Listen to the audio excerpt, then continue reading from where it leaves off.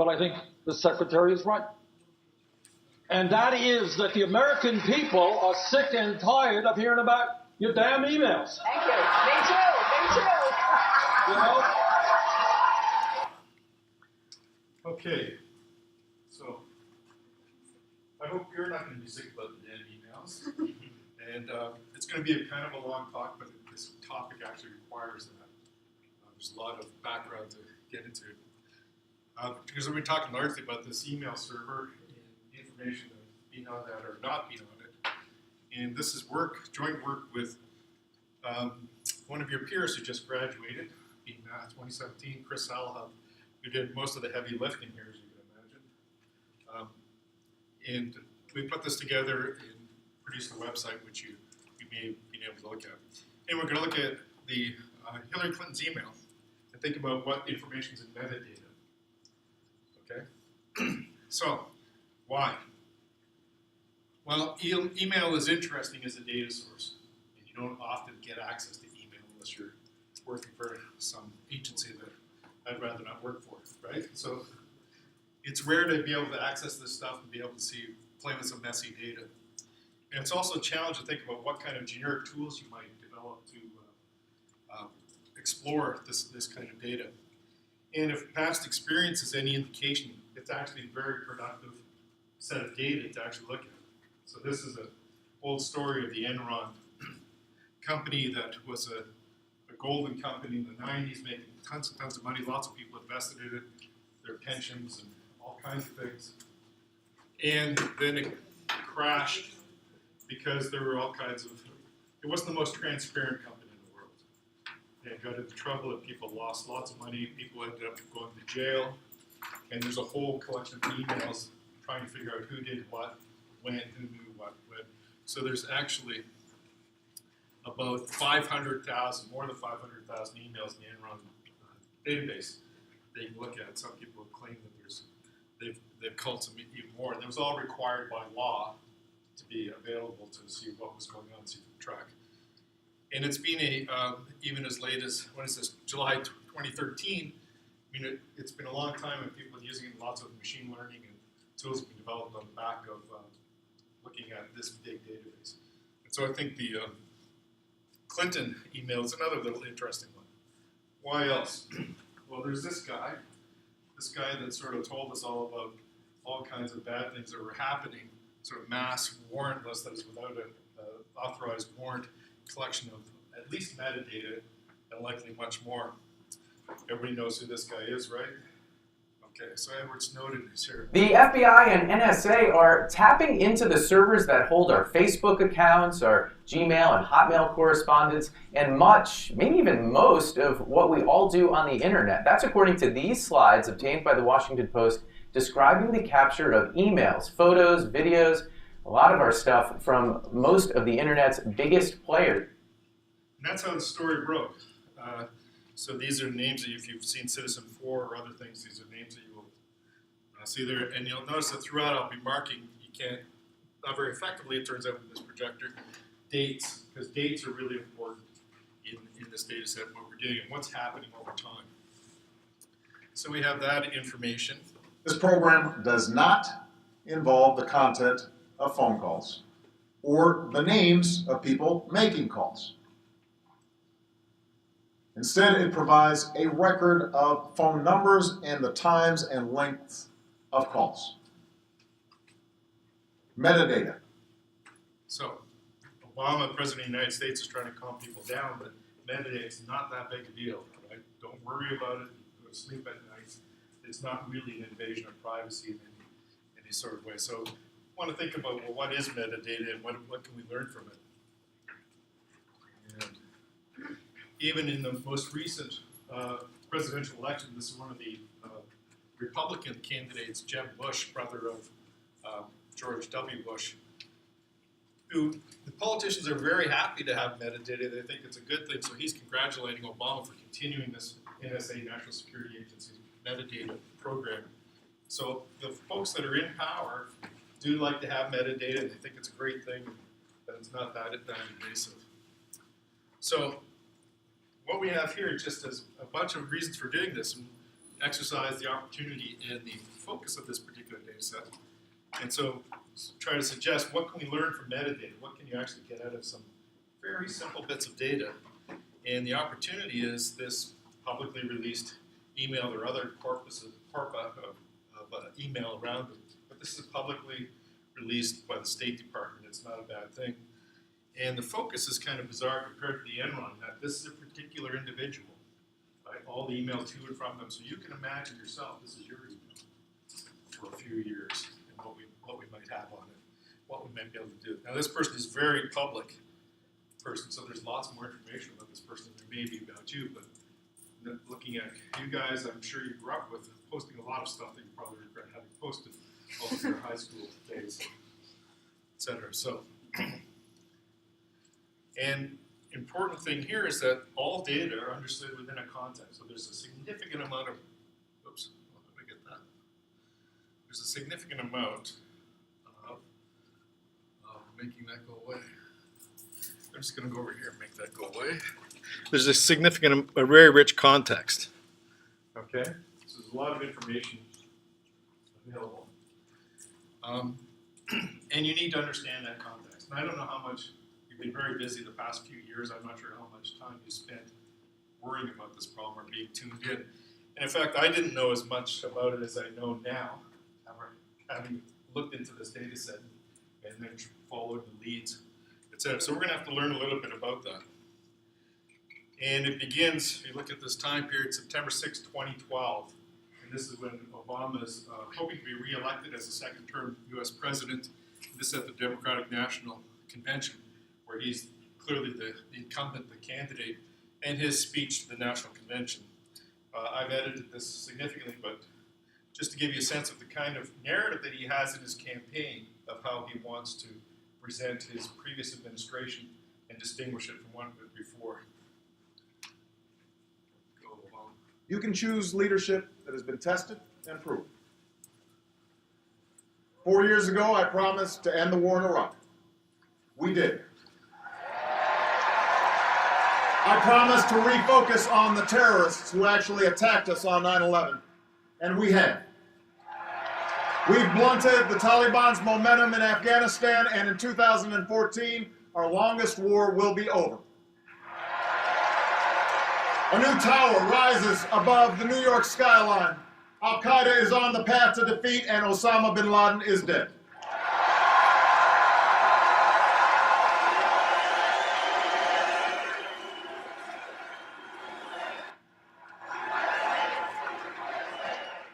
Tonight, we pay tribute to the Americans who still serve in harm's way.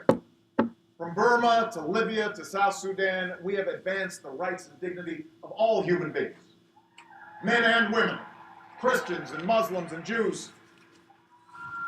But for all the progress that we've made, challenges remain. Terrorist plots must be disrupted. Europe's crisis must be contained. Our commitment to Israel's security must not waver, and neither must our pursuit of peace. The historic change sweeping across the Arab world must be defined not by the iron fist of a dictator or the hate of extremists, but by the hopes and aspirations of ordinary people who are reaching for the same rights that we celebrate here today.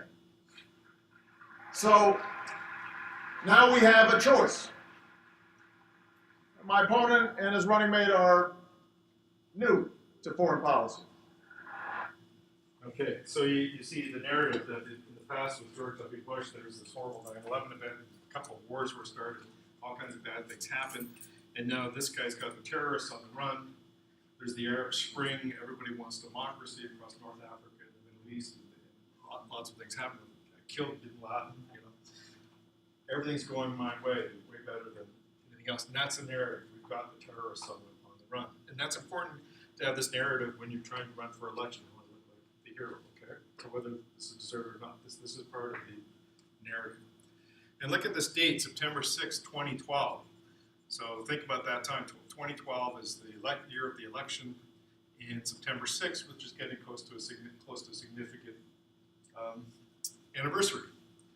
And that is September 11th, 2012.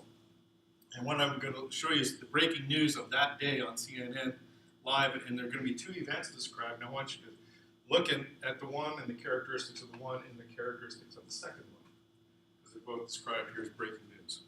These protesters, they were predominantly Islamist people who were angry about a film that came out which they say depicts Muhammad in a bad light, which they say insults the Prophet, basically things that Muslims would find offensive.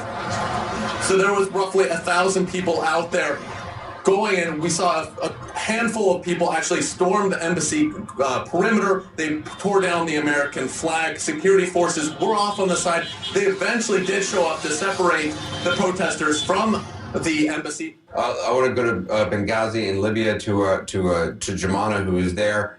You're in Tripoli. You've been talking to a source in Benghazi where this person working at the consulate was just confirmed killed. What's the latest that you're hearing on the situation there? Well, Anderson, according to the eyewitness, up until about an hour ago, he described the situation there as a front line. Libyan security forces were engaged in heavy clashes with members of an armed group that is Ansar al-Sharia, that is a radical militant group that is based in eastern Libya. He also reported rocket-propelled grenades hitting the consulate building. Okay, so two different events, same day, on the anniversary of 9/11.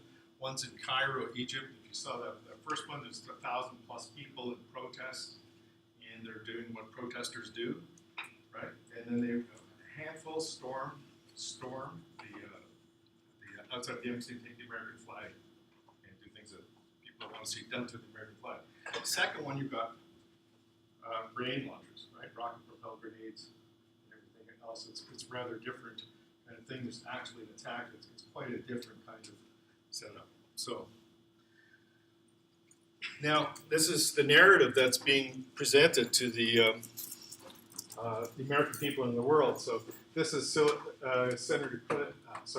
Secretary Clinton's public statement at that time. I'll just draw your attention to the blue part. So some have sought to justify this vicious behavior as a response to inflammatory material posted on the internet. That's a movie. The United States deplores any intentional effort to denigrate the religious beliefs of others. Our commitment to religious tolerance goes back to the very beginning of our nation. So there's this horrible film. People are spontaneously responding to this. It's a bad thing. So that's September 11th at 10 p.m. And the very same day, or early the next day, there's a conversation between Hillary Clinton and the president of Egypt. And this is a transcript that says, we know that the attack in Libya had nothing to do with the film. It was a planned attack, not a protest. You're not kidding. Based on the information we saw today, we believe the group that claimed responsibility for this was affiliated with Al-Qaeda. All this other stuff is redacted, removed, so we don't get to see that, but we do get to see these things. And these are all a result of the various investigations that I'll talk about, how this came about. So a very different narrative than what she said. So she's said one thing publicly, and this was to the president of Egypt. President Obama, September 12th, just point out that Benghazi thing, if you don't know this, was an attack on this mission in Benghazi, this U.S. it wasn't their embassy, but another city called Benghazi. The ambassador died, and another tech support, I think, staff died in the attack. Other people were sort of rescued by a nearby CIA mission, and so 4 people died. Two of them were people in defense that were actually armed, and the other 2 were just part of the State Department. So there's State Department, there's CIA, 2 different places. It's kind of a complicated story. So Obama says all of this, it's outrageous to attack their diplomatic facility in Benghazi. It took lives of 4 Americans, including the ambassador of the United States. So while the United States rejects efforts to denigrate the religious beliefs of others, we must all unequivocally oppose the kind of senseless violence that took the lives of these public servants. So, there's a narrative here. It's going to go along with the election platform. And let me catch that. This is 4 days later. You go out and you literally meet the press, right? So this is the Sunday news stories. It's not the Secretary of State, who you might imagine would go out and meet the press, but rather Susan Rice, who's the U.S. ambassador to the UN, September 16th. And here's the... How much longer can Americans expect to see these troubling images and these protests go forward? Well, David, we can't predict with any certainty, but let's remember what has transpired over the last several days. This is a response to a hateful and offensive video that was widely disseminated throughout the Arab and Muslim world. Obviously, our view is that there is absolutely no excuse for violence and that what has happened is condemnable. But this is a spontaneous reaction to a video, and it's not dissimilar, but perhaps on a slightly larger scale than what we have seen in the past with the satanic verses with the cartoon of the Prophet Muhammad. So spontaneous reaction to this video in Benghazi, nothing planned, etc. So that's the narrative. The guys that were actually involved in the firefight, seeing this, got kind of upset, and they started agitating for things. And so more information becomes available.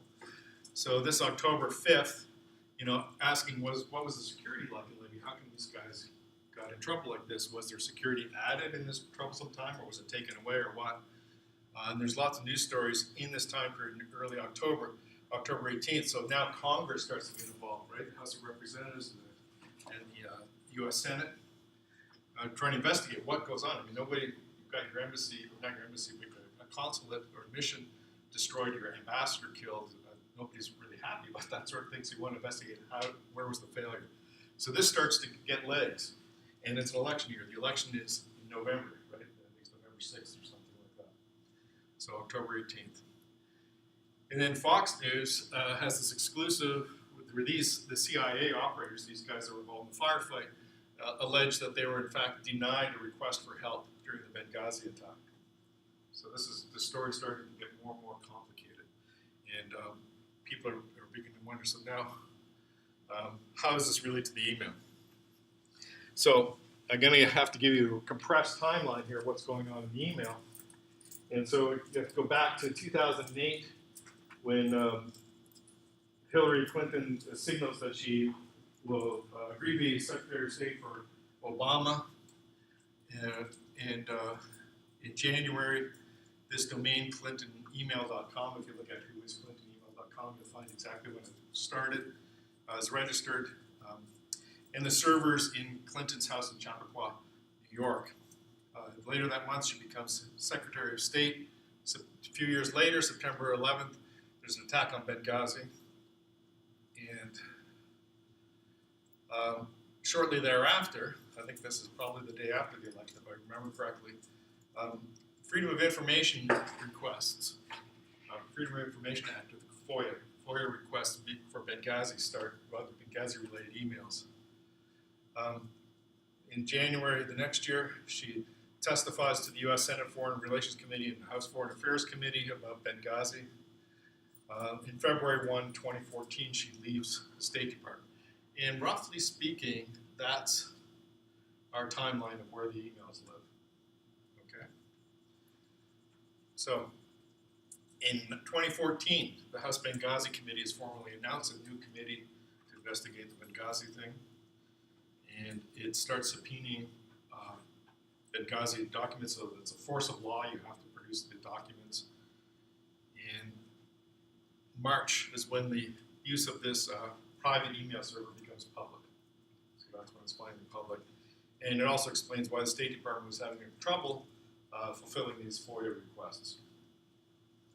So, March 10th, right, once it becomes public, Clinton tells the reporters that she has turned over 30,000 plus emails to the State Department and deleted 31,000. So we turn over about half of the emails that she has on the server and deleted the rest.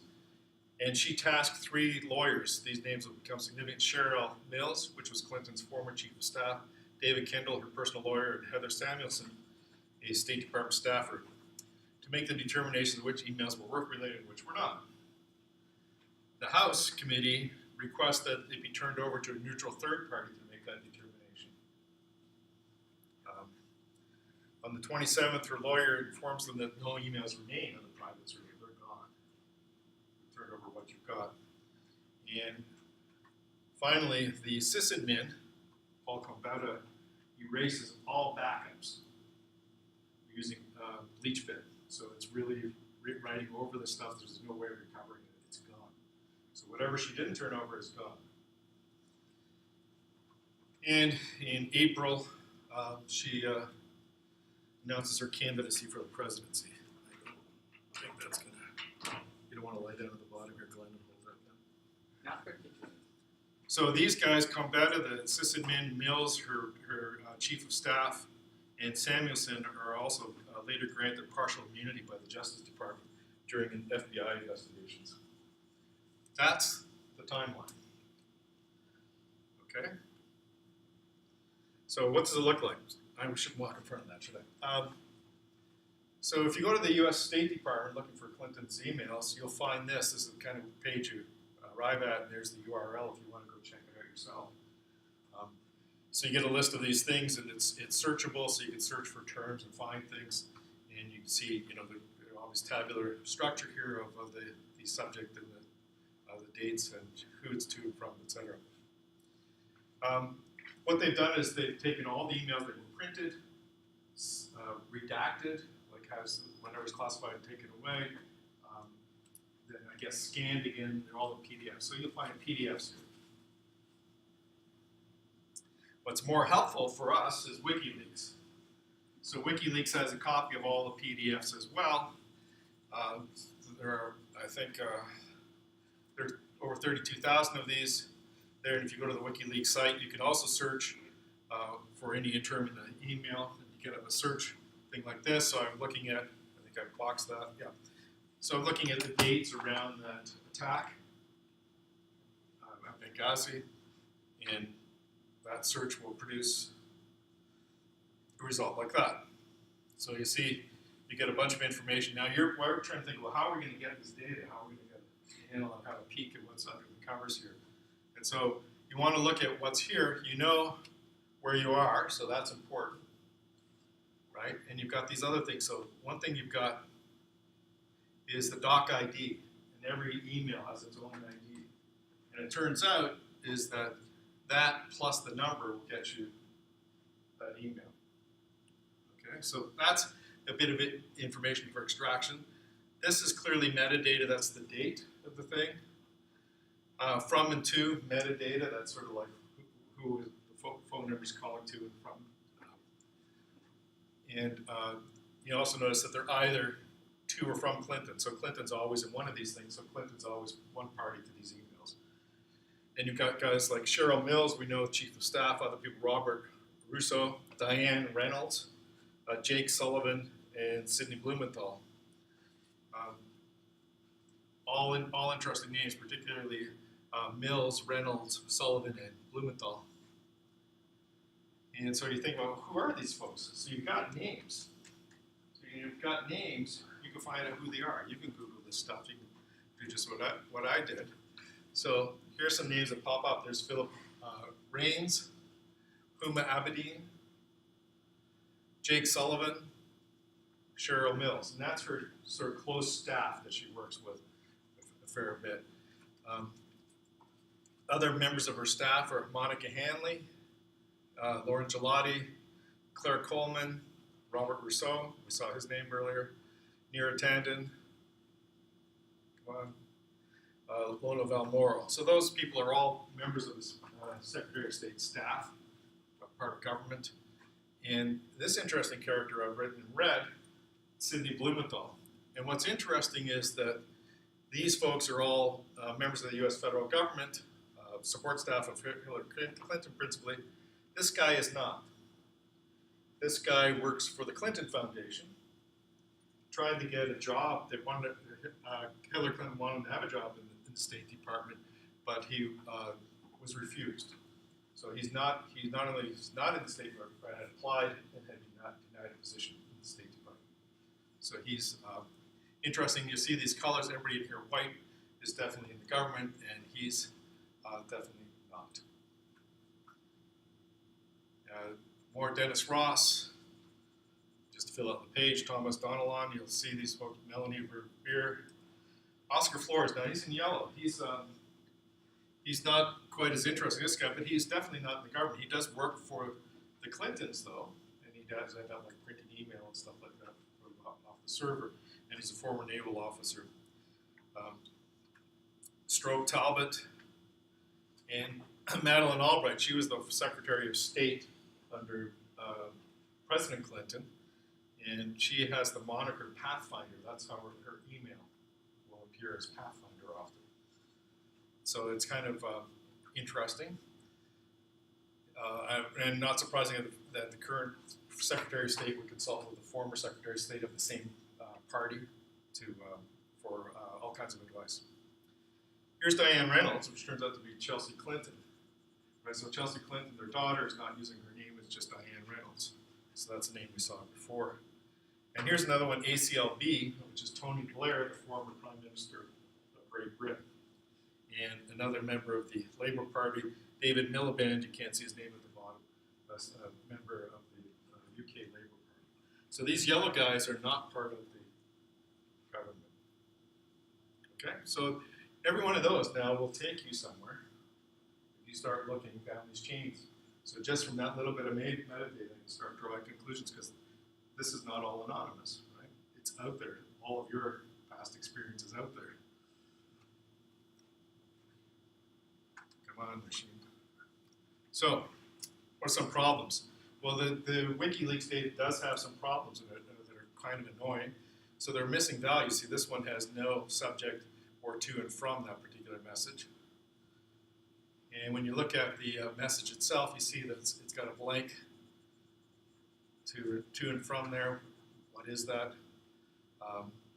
Also, there's some other funny things here. This release in part, B1, 1.4b, etc. So that's an odd thing. Like, what is that? Like, we didn't know what any of these things were. We just started stumbling upon them, like you might be doing exploratory analysis. And so, but you can look at the original PDF. So you have a look back and say, well, what are these things? And if you look back in the original PDF, there's no missing header. So WikiLeaks is messing something up going from their PDFs to their HTMLs. They've lost that particular piece.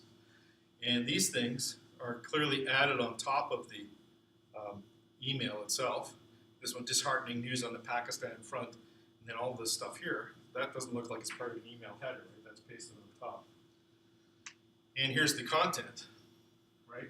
There's nothing in it. It's mostly redacted. So it's sort of white,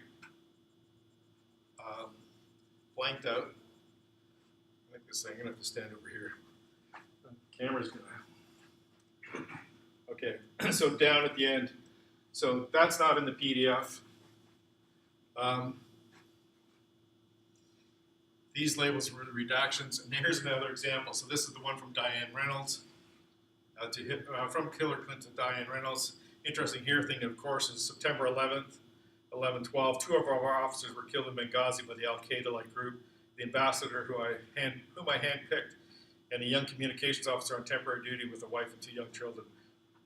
Very hard day, and I fear more of the same tomorrow.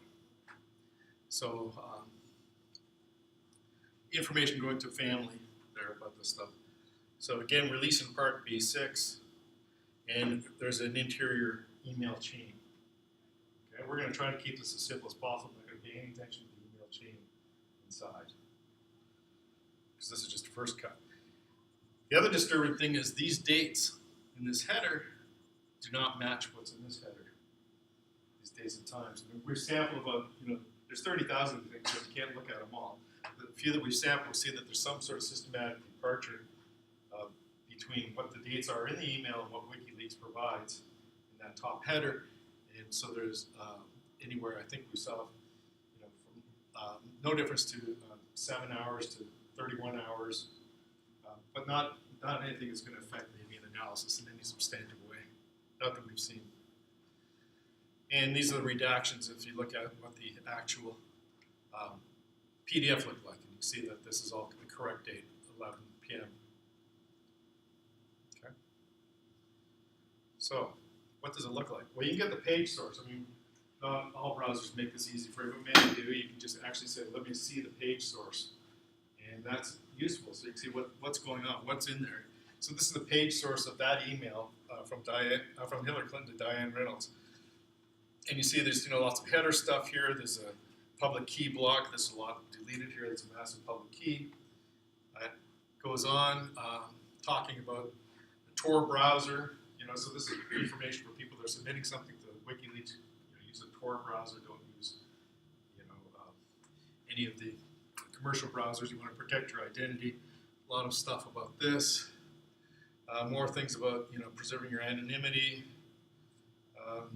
If you have a very large submission, remove tracers if you're a high-risk source in the computer you prepare, blah, blah. So we're really protecting their sources, trying to make sure that you don't reveal who you are. And it goes on for some time, right? But none of this is interesting to us. I mean, it's an interesting aside, but it's not the content. So there's a lot of HTML here that's kind of in the way. So you have to find out, well, where is this? And so finally, the content is way down here with conveniently a div class content. But also this top header here, which has the title, Hillary Clinton, from Hillary Clinton to Diane Reynolds, Diane, I guess. And down here, you see the release in part, and you've got the email content. This blue is what I've highlighted as the actual email content. Okay. And that's what I said. It's exactly that thing. That's the ID number. So you can go look at this stuff if anybody has a laptop. And the remaining stuff, right? Uninteresting to us. So all we want is really effective that on that one page. So we have to make some decisions. So the decisions are, I'm going to, in order of increasing invasiveness, I'm going to examine the dates and times. I'm going to look at the redaction information. To and from, and I'm just going to keep it simple, look at that first header. I know I'm going to miss some emails because they're blank, but there aren't that many of them that are like that. And I will look at the content, but just very superficially. Just some simple summaries of what's going on in the content. But I get to use other public sources, other government sites, internet searches to see what's going on, news sources, etc. And the goal here is to provide anybody here a public analysis tool so that you can go and explore Hillary Clinton's email. Okay? So, how are you going to get this done? If you haven't seen this before, I'll just give you a quick hint of some of the stuff you're going to look at. This is all done in R. Everything we did was in R. So we're going to grab this package rcurl that allows you to look at URLs and do things with them. So just to fix it, I've got a path. There's the email ID. I'm going to get an email path, and I'm going to get this URL. Assign it to that thing. When I print that in my Office email, it's going to be one big massive string. Okay, full all of the HTML, everything, all that stuff that we saw, which is a bit discouraging. But if I do that for one, I want to write a function to do that for all of them. I want all of the email. I don't just want this one. So I want to go and grab this. I'm going to write some function, call it extract HTML. It's going to go over the ID numbers that I selected. Grab this stuff. So to do that, right, so we end up with, so that when we do this, if this function works, we get a vector of strings, one for each email. And the question is, what do you worry about? Well, you've got 32,000 emails that you're trying to get from WikiLeaks, right? And you don't want to be doing it one at a time, so you're writing a program, your computer's working hard to do this. First thing that WikiLeaks is going to think that you're doing DDoS, right? A dedicated denial of service, so you're trying to attack it. So it's going to shut you out. In fact, it does. Shut us out, right? So you just have to be a little more clever about this. You have to write some code that's going to stop and think now and again, randomly, times in between when it's asking for information. And you're also going to say, there's this function try catch, so that if it fails, I know I've got an error and I can do something to skip on to the next one or something. So I don't have to restart my program all the time. You want to keep track of which ones you've caught and which ones you have yet to catch, so you may have to do another run at them. Okay? So whenever you're doing something, and plus, even if they didn't think this, it's just courtesy. You don't want to be sitting there and taking your machine and using up all of some other machine that's trying to provide a service. Okay? So, building blocks in R to parse an email. We use string R for the manipulating strings. That package cron for manipulating dates. There are other packages for like lubridate for manipulating dates. And basic pattern matching. So if you haven't had it before, you want to be able to match patterns in strings. So this is a grep. Has everybody used Unix? No? Has anybody not used Unix? So a few. Okay, so it's not surprising. So these are standard things that from time immemorial, but you want to be able to do regular expressions. And regular expressions of their own strange language that I can never remember because I don't use them that often. And each time I have to go say, oh God, how do I do this, etc. But you want to be able to look for patterns in the email. So for example, if I'm checking whether it's redacted or not, I'm looking for a pattern that has release here, 0 or more spaces, then in, then 0 or more spaces, and then part. If I can find that in place, and it's the first time I hit in with 0 or more spaces between it, etc. I extract it and get a logical. That's logical, so I get a true. If I don't, I get a false. So you want to write a function that's going to go over all the email and extract all the information that you want. So, right. So for an example, just to give you a really simple example of how this works, there's your URL. You've got that big string. I can do that sort of thing. It's going to return true on that string because it does have release and part inside it. And if I had this fragment of HTML all inside the string, and I'm looking for the to, right? I want to be able to extract of who's this email sent to, this part here. The construction is there's a string extract from this thing, this other stuff, which is a bunch of instructions. Okay, it's a very terse, but this thing here means preceded by anything that goes before. That like this precedes the thing I'm looking at. This blue part precedes is the pattern that I'm looking for. And then in between, I want to match one or more characters. And then I want to end with that, that particular pattern. So that means that when you see that up here, I'm looking for marching along till I get this pattern here up to original, and it ends with that. I want to grab everything in between. And so I get back that. So you have to use regular expressions if you're dealing with any kinds of search through this kind of messy data. So there's no getting around that. So we end up with a massive CSV file, over 30,000 rows. The CSV file, and we actually have a couple CSV files just to cache some intermediate results. And you got to, from, who else was on the to, who else was on the from, whether the date, time, day of the week, hour, whether it was redacted or not, and then these various B1, B2, B3, etc., and the actual content. So we got all the information organized in some big table. So the data I want to talk about the to and from, I want to know, are they in the U.S. government or are they not in the U.S. government? The U.S. government that ends with .gov, the U.S. federal government, .gov or .mil, military. Or if they're not, or can I tell? Because lots of times it's truncated, I don't have the information. So these redactions, these are Freedom of Information Act codes. So when I'm looking at these, when I see B1, I know what was redacted was actually national security and foreign policy matter. Okay, or somebody's determined that that's what it was. It was B5 was some communication between agencies, the federal agencies. It was B6 was personal privacy, and there are all kinds of strange things. Curiously, something related to oil and gas wells.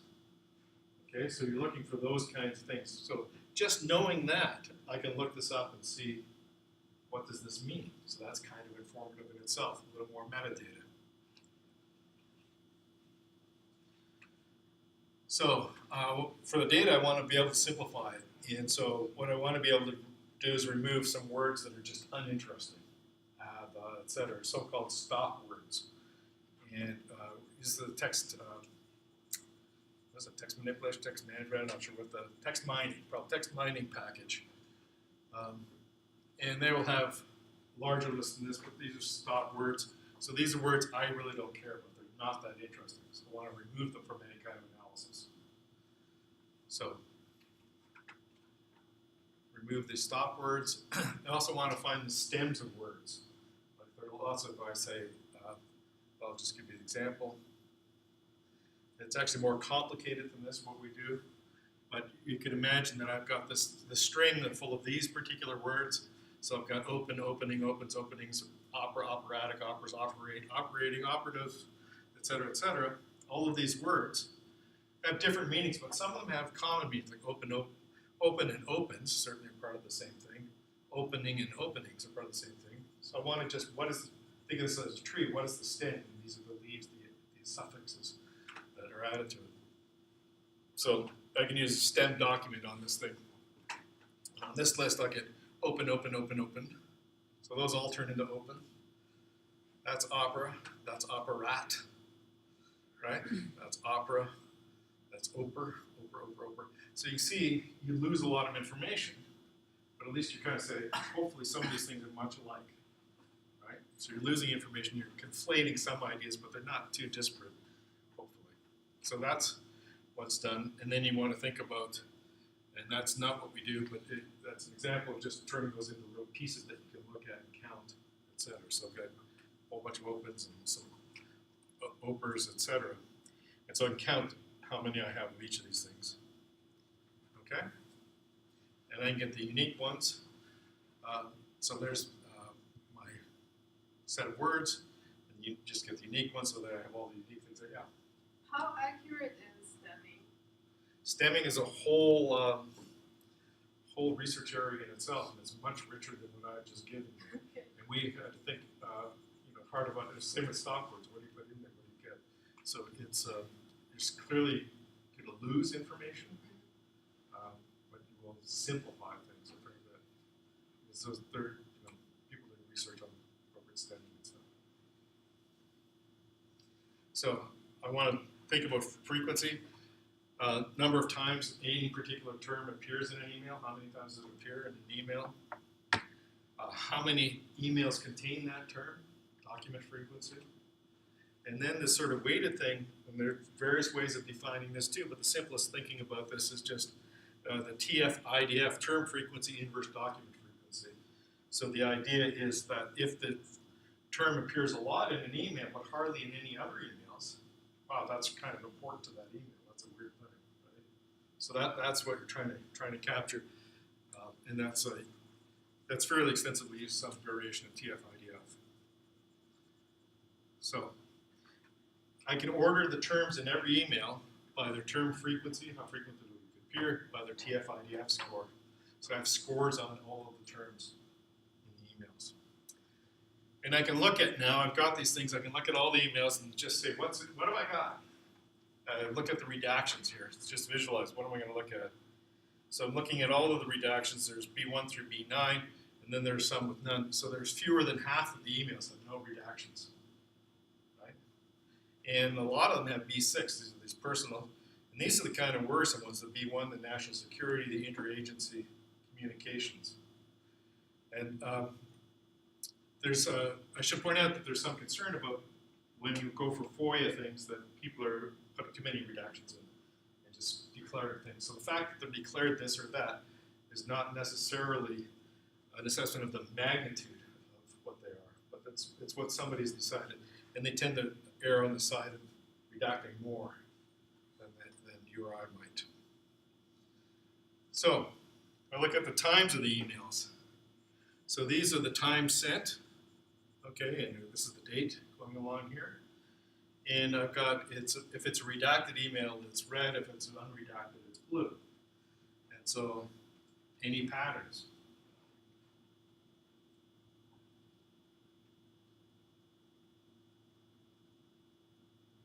First of all, does she ever sleep? Right? This is a 24-hour clock from midnight to midnight, right? The least amount of emails seems to be happening around this time, around 6 to 8 in the evening. If we imagine that this is actually the time when somebody hit a return key. Other patterns? Anyone? A lot more red early in the morning. A lot more red early in the morning? Possibly. You have to worry a little bit about the overstriking and the alpha blending. Yeah? Those are horizontal lines. Okay, so there's something happening on the server that's gathering things, or there's a flush or something's happening. That's what we suppose may be happening. The other thing you notice about these horizontal lines, down, up, down, up, down, up, down, up. These correspond to daylight savings time changes in North America. Okay, so there's lots. Just looking at that, you can sort of see what's going on. These simple things in this email. So you may begin to speculate about the health of a person that was dealing with that much email, and maybe there's this one downtime which seems around dinner. We also look at this by day of the week. If I can look at it by day of the week, what happens on Saturdays and Sundays, etc., you get some insight into that person's life. I felt like I was a voyeur when I was looking at that just to see what's going on. I'm not showing you that here, but you just what's happening with this person on Saturdays and Sundays, etc. Come on, machine. So here's just a number of emails on any particular day. So that's just a time series going across the date, and there's that volume of emails. So it's going up and down. There's a big gap. Wait, so in that previous visualization, like there's one sort of like cluster in that open area, like if you go back. If I can. Yeah, see, there's like that sort of small cluster within that white space. That's in this. Where? Like sort of like in the middle between 01 and between This? 2011 and 2012, yeah. That? Like that whole sort of there's like this small. This? This is blip, yeah. You're calling that a Well, cluster? no, not and like the space like underneath that as well. Right under. Where she normally would have dinner, now it's just a bunch of Here? yeah. Yeah, so you might think about what was, what makes this collection of days different from the other days, right? So you might look at, or what's happening in the world, in her world during this time. Yeah. So you can be pretty nosy, right? Look at that. Yeah. So how do you know it's not the Unix time or? All it is it's a time that I have on the email. So we're trying to speculate, what is this, what's going on? But this sort of regularity makes me think it's something about the machine time that's there. So I have no idea whether that's when she sent it or that's when the machine sent it. Is that all in like one horizontal line? Is that like 1 minute almost, or? It's very, very tight. I can't remember. That's It's very, very tight. It's like 2 and 3 a.m. It almost looks like the same time. Yeah. Sorry? I said it almost looks like the same time every day. I think it is. The question is, how fine do I know that? Is that down to the millisecond that I've got, or is that one? And I don't remember. I think it's because this is compressing it, of course. They could be spread out. Don't know. So back to this. So patterns here, if this thing ever works, getting fed up with this.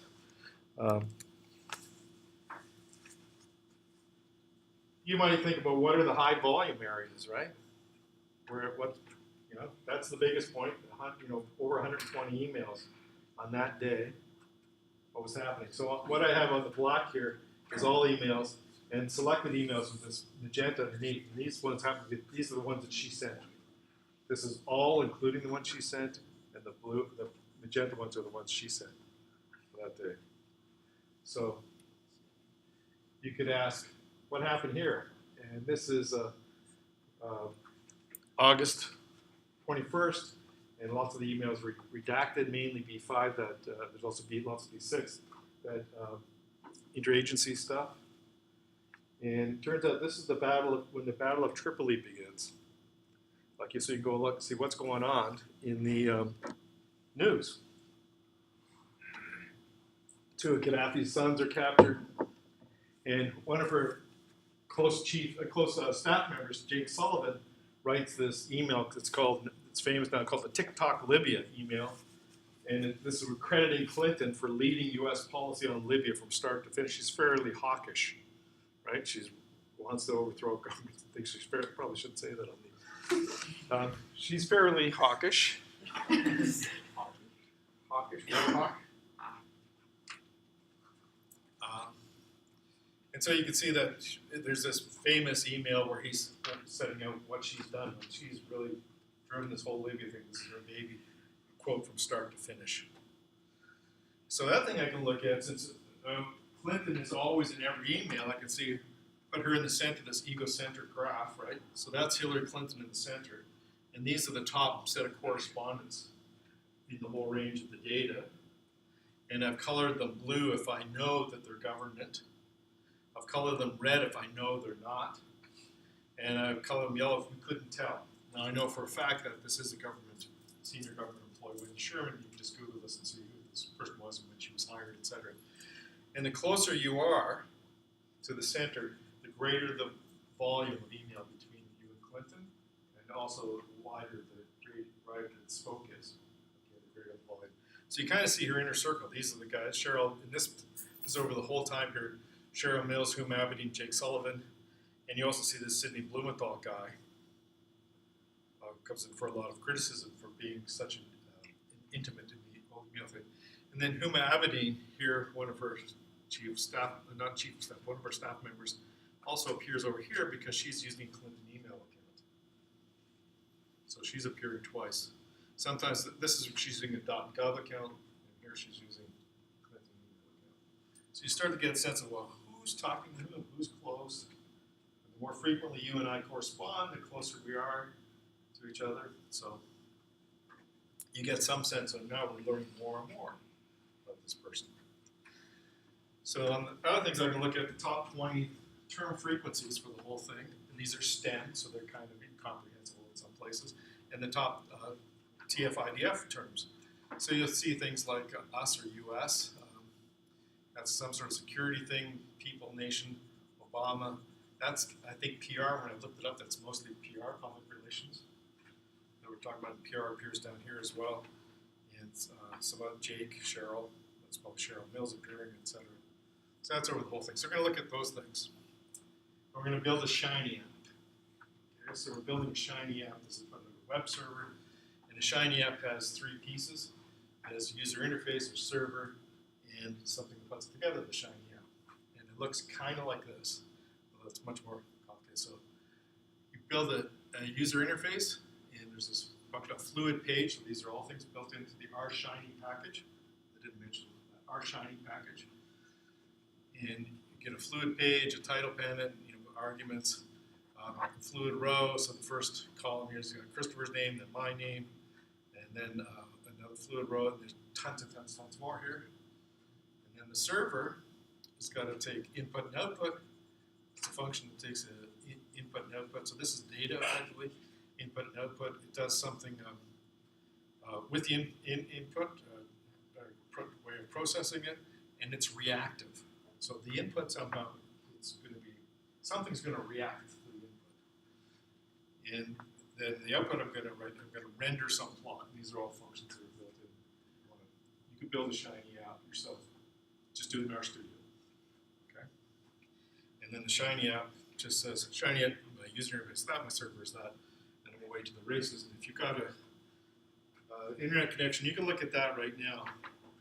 Okay, if you want. If you do, it's going to look like that. Okay, so there's the web interface that we have, and it's got the source WikiLeaks. This is a paper describing everything that I'm kind of telling you about today, with lots of references and things that you may find interesting if you're a political junkie at all.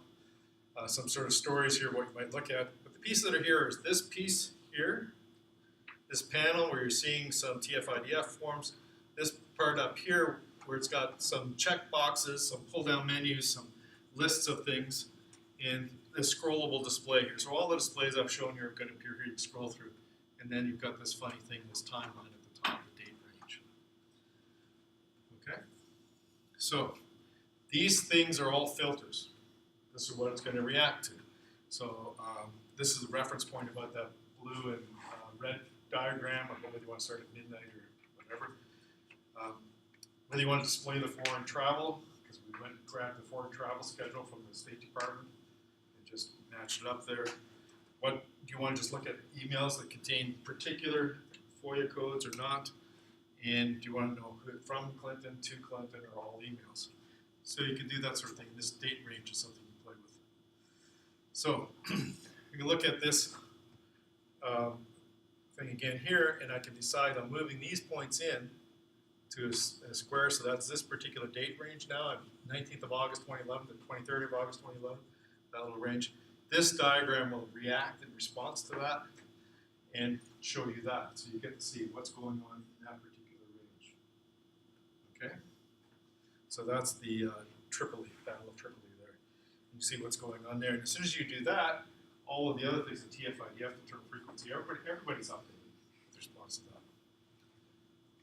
So I can also say, in that range, just show me the emails that are from Clinton, so I can see who she's sending to. Thomas Donnellan here, which is not in a government account. We can tell it was not a government account.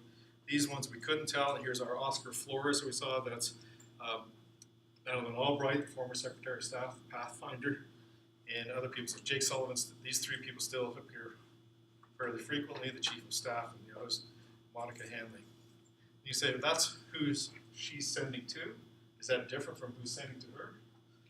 So if you look at who's sending to her, of course, we see Sidney Blumenthal sending her lots of stuff. And some other people are sending her things to get these three people, as you saw before, Anne Marie Slaughter, Monica Hanley. But a couple of people change, and also the intensity is different. So you can learn a lot about what's going on just from filtering.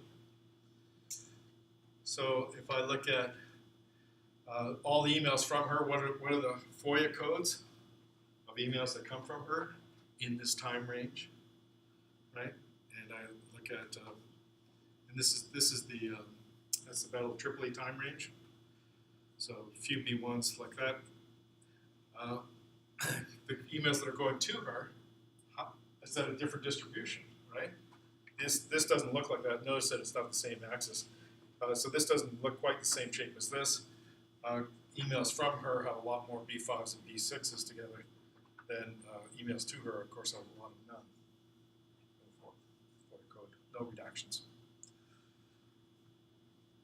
So again, same period on this, looking at the TF-IDF and the highest frequency, the Battle of Tripoli, and you can look at these pieces, historic, Tripoli.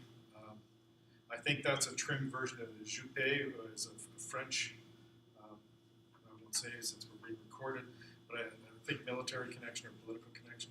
Look it up. Also different people's names you'll see appear here. So you can learn a lot about what was going on in the email just from that little time period. And just about the email. Sorry? You're talking like one of the highest things is email. And this is to her, which may be different, talking about Ticker, Tripoli, Taruni, Gaddafi, Newstick, Gaddafi, Libya. So it's all, Battle of Tripoli. Look at this Benghazi transit. It's all a lot of Libyan stuff. You're going to see. So I want to look at the last 2 years now. So look at the last 2 years in the database and see what's going on, see the pin principles that are involved. You'll see now Tony Blair is showing up, ACLB, as one of the top guys here in the last 2 years. Sidney Blumenthal always there. And different maybe information here. If I look at just the B1 and B5s, right, because this is national security and interagency stuff, there's redactions that are supposed to be like this, and ask who's involved. And I'm still seeing like Tony Blair, Oscar Flores, and Sidney Blumenthal. And that's kind of weird, right, if they really were things. So I get to learn a little bit about that. And where we discovered, we didn't know who ACLB was, but we noticed this Windrush kept popping up. So what the heck is Windrush, right? So we start going around and find out Windrush is one of Tony Blair's many companies that he's using to make money with after being Prime Minister of the UK. So it's you can go look this. It's a fascinating story of all the places where he may or may not be having influence or making money. Again, the last 2 years, there's the Battle of Tripoli. You might think about what other course patterns are there. What's going on with this big bump at the beginning. You see those lines more easily now. And this is all of the email and all codes. So if I look over here on this bit, this is where TikTok Libya occurs, these three peaks here. This is the beginning of the thing to the getting rid of Gaddafi and overthrowing the government in Libya. So the Libyan embassy in Washington was suspended on March 25th. Russian abstention and other support obtained for the UN no-fly in Libya, and March 19th, NATO operations begin in Libya. Those are the peaks. So you can see what's going on in the news at that time.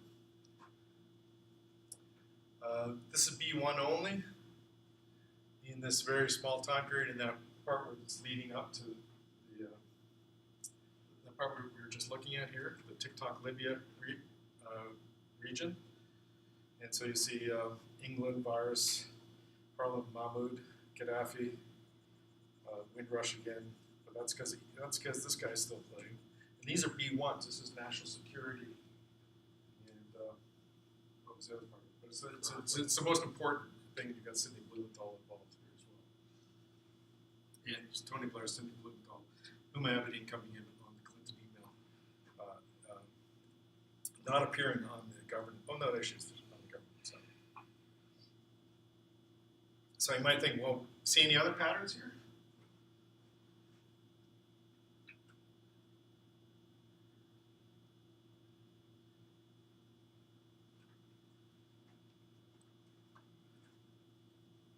Hint, we looked at these peaks. They're kind of interesting things, high volume stuff. On the other end, there's a trough. And there's a nice blank spot right down the middle here. There's an email gap. There's another one over here. There's like no email there. Right? What's going on? Pardon me? She just slept for 3 days to catch up on sleep. Perhaps. So, come on. All right, crossing in front of your camera. So, there's the gap, right? That's a fairly substantial gap. And if I look at that's from October 26th to November 9th, 2012. 2012, no email appears in the archive as being sent from Secretary Clinton during that time. 0. You may recognize some of those dates. October 26th, this is when that Fox News story broke about the CIA operatives with Benghazi. Defended against terrorists. In fact, they came forward with a story of what happened on the ground, and they maintained that it was an organized attack and tell reporters that they were told to stand down. So that news story breaks on the 26th. So looking at this gap, you're saying, well, what's going on either side? What is there? What's happening? Well, that's one thing that's happening on one side of it. And November 6th, in the middle here, is when Obama is elected to the second term as president. So it's the time of the election as well. So right after all this Benghazi thing's breaking and it's getting really hot, and just before the election, there's no email from Clinton, which is interesting. And very little email to her. Okay, so during the same period, we might say, well, maybe we get some sense if we just looked at this period by itself, all these zeros, right? The little line is Clinton. This is all email, the black line on top. Say, okay, who's involved here? And if you look around, these are often people, Pathfinder, James P. Rubin, Robert Kagan, people that are naturally advisors on foreign stuff to the Secretary of State that you may be talking to. And if you look at the TF-IDF terms, you'll see some interesting stuff like Ansar Sharia, right? Ansar al-Sharia, the group that attacked Benghazi, Mangouche, Misrata, militia, heavy capture, Haftar. You just start Googling this stuff, and you'll learn it's all about Libya, what's going on here. Fight, Sharia, leader Sudan. These are people and places. So that's kind of interesting. I guess I'm just drawing your attention to that now. Yeah, this is all Benghazi. Which is why I made you suffer through all those videos at the beginning, so you've got this context. So you can move this window. I moved this window all the way along, about a 30-day window, and the thing will update all the time. You can sort of pull the middle and watch it go through. And so I'm saying, really, maybe there are other spots where there's no email if I look. So I go look at search for patches where there's no email from Clinton. And I check against other sources, like I get to check against nearby email, your travel schedule, etc. But I'm also going to check the dates against the news items via Google search. I'm going to try to confine myself the following way. I'm going to follow this protocol. So I identify all the patches of days that contain no email from Clinton. I identify the month and year of each patch. And then for each patch, I do this search. Month, year in quotes, news, State Department in quotes. And I see what I get on the first page. Okay? So I report relevant stories from the first page results. For example, if I Google June 2009, do State Department, I get this, my browser. So this is a time when there's no email from her. And I see, well, what appears there in the story? And, well, she felt she fractured her elbow. She's not going to be doing email, right? So that kind of makes sense. So that's a time when there's zero email. So there are 10 more patches. There are 10 patches, including that one, of little or no email from Clinton. Defining what a patch is a bit ambiguous, as you'll see. It's a few days in a row or days near each other. And I do that check against news item via that Google search. That's all email, all methods. So the first big patch is the early days, January to April 2009. And this is what you find there is she's using her personal BlackBerry for all the email communications. The national security folks explained the risks to Cheryl Mills, her chief of staff. And the officials seem to be unaware of her private server, just that she's using her BlackBerry. So that's what's happened there. June 17th to 23rd, she had surgery for an elbow fracture after she fell. That makes sense. July 17th, 23rd, while she's visiting India and Thailand. So you're not expecting you're overseas on some mission, you're worried about what's going on nearby, you're worried about eavesdroppers, etc. So maybe you're not email, that kind of makes sense. October 11th to 13th, while she's visiting Russia. Well, if it made sense in India and Thailand, I'm sure it's not going to make sense in Russia, right? That she's not going to be doing very much. April 11th to 15th, well, there's a forwarded email that describes the ambassador's concerns about the situation in Ajdabiya, which is about 150 kilometers from Benghazi, and then he's considering leaving Benghazi. It's too dangerous. And April 14th to 15th, in this time period again, so this is just before, forwarded email to her, just before at the AL, she's meeting with the NATO foreign ministers in Germany. Again, not so surprising, but those are the items that show up. August 27th to 29th and September 1st, here's what I observed here. There's no foreign travel. What I saw was Russian hackers, which are become famous again, are trying phishing Clinton's email accounts. And Cheryl Mills, her chief of staff, adds a significant Clinton Foundation donor. This guy gave a lot of money to the Clinton Foundation to this International Security Advisory Board. I invite you to go look into that and see what you think of that. But that's a bit unusual. It makes the news. And Executive Secretary of the State Department suggests replacing Clinton's personal BlackBerry by a department-issued one, and Huma Abedin says, yeah, no, forget it. She likes her BlackBerry or whatever. She's rebuffed. So that's what I find. Those are the observations. March 27th, 29th, 31st to April 3rd, and April 10th, sort of lump these together. Observation, Clinton staffers seem to be vetting email, is what it mentions. And Clinton received an email which in part contained classified material. That's what I find in the news. August 27th, 30th, September 1st, 2nd, well, this is just before the Benghazi thing, right? So there's an August 8th cable to Secretary of State called The Guns of August, Security in Eastern Libya, from the ambassador, who says, what we have seen are not random crimes of opportunity, but rather targeted and discriminated attacks. That's from the ambassador. And State Department security agents in Tripoli reduced from 34 to 6 during August. That's in Tripoli, that's for the embassy, that's not Benghazi.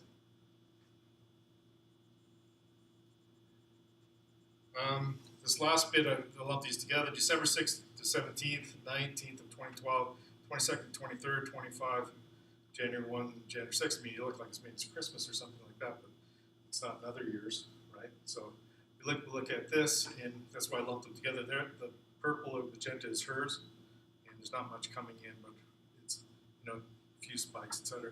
This is sort of foreign travel just overlaid in that time period. And the frequency is what's happening here, and you'll look that these are kind of familiar terms: Mangouche, Zidane, Benghazi, oil, Libyan, etc. So lump those together, and here's what I find. She has a concussion from a fall, and she's recovering at home by December 15th. 4 State Department employees associated with Benghazi resigned on December 19th. And one of these alleges that in October 2012, he witnessed a Sunday afternoon, quote, document sorting session in the basement of the October 2012, remember the dates, in the basement of the State Department after Congress had called for documents related to Benghazi, and Cheryl Mills and Jake Sullivan were present. So that's an allegation from this guy. In December, Mills and Samuelson made aware of the FOIA December 6th request. They learned about that then in December. And Susan Rice, remember Susan Rice at the beginning of Meet the Press? It seemed her ambition was to become Secretary of State after Clinton, which would be good exposure to go on Meet the Press afterwards. She's decided to withdraw her name for consideration. So that's all what's happening in December in that time period. And that's, again, just from that Google source. So that seems like a lot of hits. Like they kind of make, you know, either something is a problem or you think there's something suspicious. So it's either something's obvious or something is suspicious or contentious, these things, whenever we hit something. But maybe that's always the case for the non-obvious ones, right? So we want to be a little bit honest. You know, maybe that's just the nature of being Secretary of State. So, sanity check. The sanity check is the following. I randomly select 10 month-year combinations from all the ones that are available. And I reproduce the Google search and examine the results. So again, here are the 10 selected at random. June 2011. This is all I could find. Sex state cables. So sex state is when it's officially from the Secretary of State, but to be fair, you know, I'm not sure the president of UW reads everything that goes out of his name, so there's some ambiguity. But the irony here is funny that the Secretary of State cables the State Department has changed the passwords concerned about security. On 2 November, U.S. Embassy cables appear on WikiLeaks. Abbey suggests Clinton use a government email account. Clinton says no. 12th, well, we got that one already, December 2012. March 2009, Clinton hits the reset button with Russia, going to have new good relations with Russia. That's what appears in the news. 2011, Clinton delivers remarks on global food security. March 2011, she rejects talks with Gaddafi's sons. P.J. Crowley's forced to resign.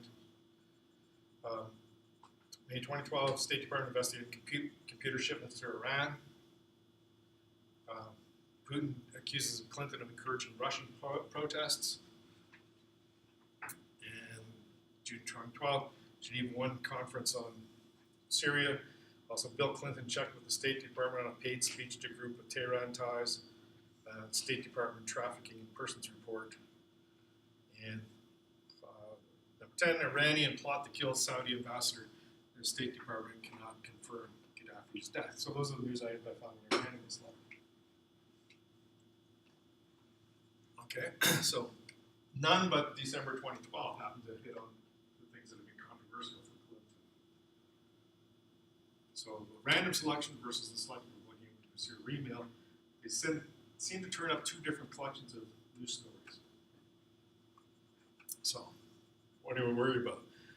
Well, beware of your confirmation bias. Right? So this goes back to at least Francis Bacon. It's very natural for us, if I was an editor on some particular flavor of media outlet or something, I might be wanting to really push this as smoking gun stuff, right? Because I was already predisposed. If I'm on the other side of the fence and I look at it and think, well, gee, what is that? I mean, but surely it's explainable, something like that. I think when we try to do them side by side, it does look like there's kind of unusual stuff going on there. Whatever I mean, we have no horse in this race, right? We're up on this side of the border, so it's whatever. And you think about the logic of significance testing. So if you think about significance testing, either the hypothesis is true, and we have by chance observed something unusual, just by chance, or the hypothesis is false. And the more unusual the result, the greater the evidence against the hypothesis that arose by chance. So when you're doing a hypothesis test, you're doing exactly the same sort of thing. So as we try to do with that Google search, right? Assuming that it was completely unconnected, that the stories happened to be by chance, how unusual were the numbers that I saw? They looked kind of pretty unusual. So maybe that's evidence against the hypothesis that they're by chance, or maybe we just saw something very unusual. You clearly need much more information. So there appears to be strong evidence against the hypothesis. And certainly that largest email, any test of missing at random, it's going to fail.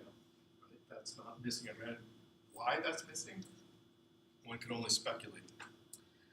So I want to finish with here that note that the data collection and cleaning are not without their problems, and much more effort should be taken in a more thorough cleaning of the data. It's really problematic getting that stuff. And the last thing I say is metadata connects to other sources. Don't forget that. There's no such thing as uninformative data. And inferences will be made from metadata, which can be made, which cannot, require some care. Mistakes will be made. Be very cautious when you're doing this sort of stuff. That web application, if you have a chance to look at it, provides an analysis tool, and it provides for people that maybe know a lot more about this stuff than you or I know about this. But it's a nice tool to have beside the WikiLeaks or the State Department search mechanism, and this to look for patterns, either in an exploratory fashion, down here, exploratory, see what's going on, or you've got a previous hypothesis that you've got independently, and you're trying to assess it on what you can by looking for something in the data.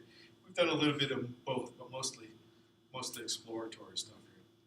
So if you're interested, by the way, more interesting is to construct a more general tool that will construct these kinds of websites to get some interesting stuff up, to help reporters, to help whoever it is to do investigations. And I hope I've convinced you that proper analysis really, you need to understand the context. There's a story around every data set. You just don't do, data science is not just looking at numbers. There's times that it's always embedded in a context. And I think this is going to be interesting for some time to come. This is just last June 29th. We're still after those emails that are missing, that are all declared personal. So that's it. That's the story of our email playing around with metadata. Any questions? Want to get out of here? It's a long story, but you see, you have to give it some context. And when you're doing your own analysis, it's really important that you get your head around the context. And that, to me, that's a great thing about doing statistics or data science is actually taking a collection of set of tools and applying them to different interesting contexts. It's biomedical one day, the sort of political another day, industrial stuff. It's way fun. Yeah. Just for clarification, do you have two sets of emails, one from US government and one from WikiLeaks? They're the same. But I'm just asking if... So, no, it's from WikiLeaks because all the State Department has are PDFs. So they all came as PDFs. WikiLeaks has some presumably automatic way of reading the PDFs, turning it into HTML. There's some problems which you pointed out, missing some data, dates being not quite right, so there's some systematic thing going on. But I do want to try to, because they're scanned, they're not easily searchable PDFs, I'm sure. Any signs that the WikiLeaks emails were doctored? No. No, everyone's matched. The PDF matches. Why would you think that? Well, if Russian hackers stole it, they might use it for that. No, this is legit release stuff. Okay. This is the stuff released by Congress. I mean, these Russian hackers are mostly mythology. That's what they want you to think. Yeah. Question back there? I'm just wondering, I'm thinking, does WikiLeaks have any of the deleted emails that aren't available that's what I told you. The story. This is it. In roughly speaking, half of the email by Hillary Clinton's statement, half of the email was deleted permanently using bleach bit. Not delete, but destroy. Right? Destroy all backups of all of the email. Half of it is gone because it was personal. And who declared it was personal were those 3 people that are her staff. They didn't want to have a neutral third party. So, I mean, these things all start to line up, and then we find patterns. You begin to scratch your head. It doesn't look like it's missing at random. Whether it's missing systematically because of some error on their part, perhaps.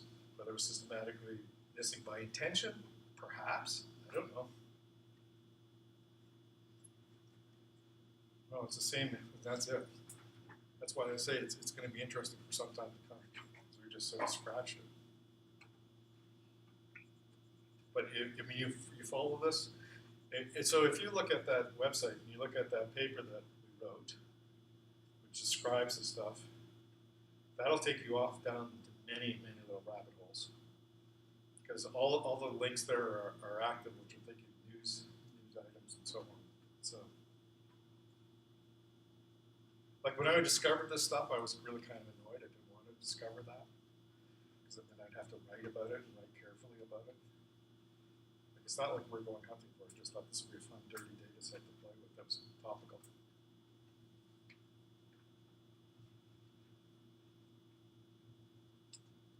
Now there are other sets of email that are on WikiLeaks that are not there by command of Congress, which I think would be interesting to look at.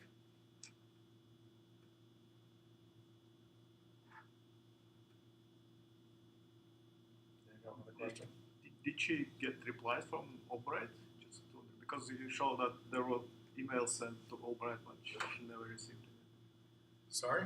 No. When you're looking at that egocentric graph, you mean this books? No, that's not all of the emails. That's just the top thing. What we did is we ordered the frequency of emails and then looked for a gap. Like when a group separated, to try and just identify your inner circle. Yeah. There's email going back and forth between them. Oh, okay. It's just it may not be in the top 5 or so.